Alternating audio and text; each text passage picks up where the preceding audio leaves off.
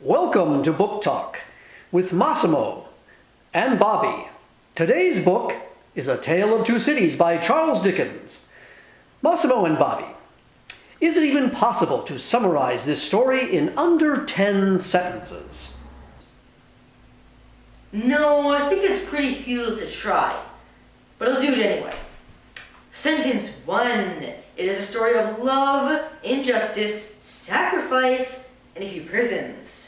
Sentence 2. Charles Darnay is a noble who leaves France to live a simpler life in London. Sentence 3. He marries Lucy Manette, who with the help of Mr. Lorry rescues her father from his attic where he lived after being a prisoner of the Bastille for over 10 years.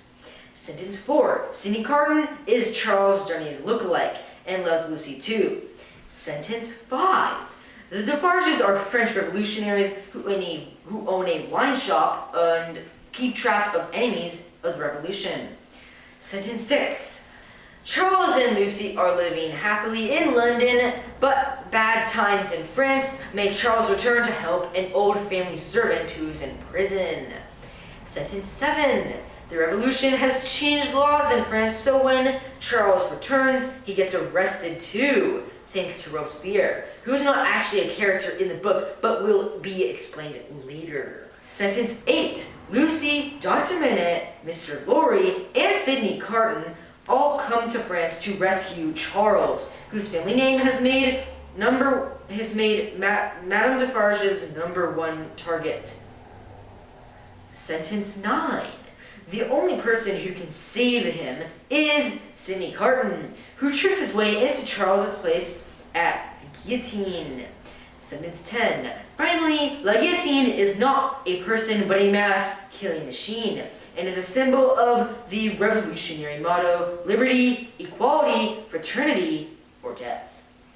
I'm sorry, I haven't read the book. Was this Charles Dickens guy French or something? Make that a little more clear. No, I'm sorry, I'll just have to read it. So the answer is no. You can't describe it in less than 10 sentences. No. Can you describe the historical period and what was happening at the time? Wait, is it my turn to answer? Because I can't. No, it's not your turn. Now shut up. Well, the story takes place in France and England in the late 18th century. And political and social structures are changing in the world. Both countries have a king, but in France the people are beginning to resent the aristocrats who tax them endlessly.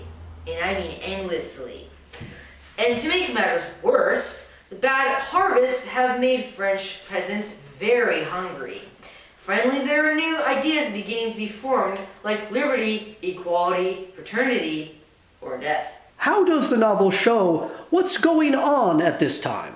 Well, it does describe how the poor people in France are desperate enough to drink spilled wine right off the street. Wait, I thought you said you didn't read the book. I did just now. Oh, well, that makes sense.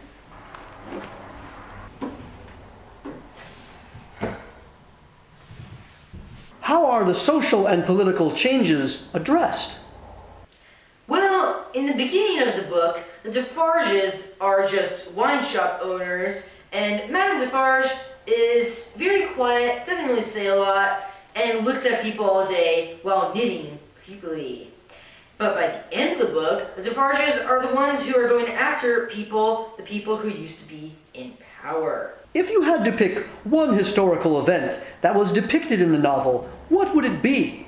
I would pick the part where they raid the big prison thing. You mean the Bastille? For what I know, I didn't read the book. I'll take this one, Bobby. Well, I'd probably have to pick Robespierre and the Reign of Terror, because literally everything in the book builds up to that event. What was going on at that time? But basically, it was a very dangerous time for the revolution. The new ideas of equality are being threatened by nobles who left the country and other counter-revolutionaries. Also, leaders of the new assembly don't agree on how much power the king should have. But one man, Robespierre, was convinced that the only way democracy could happen is if enemies of the revolution were eliminated. That brings us to the guillotine, which was supposed to be actually a less torturous way of just dying. Well, that does sound like a good idea. I mean, you have to get up a few bad apples.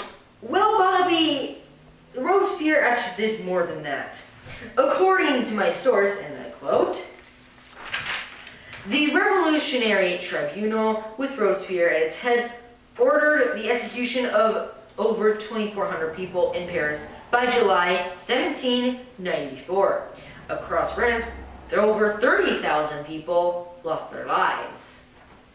Hey, you didn't say what your source was. Bobby, shut up. It's from French Revolution Robespierre History Whiz website.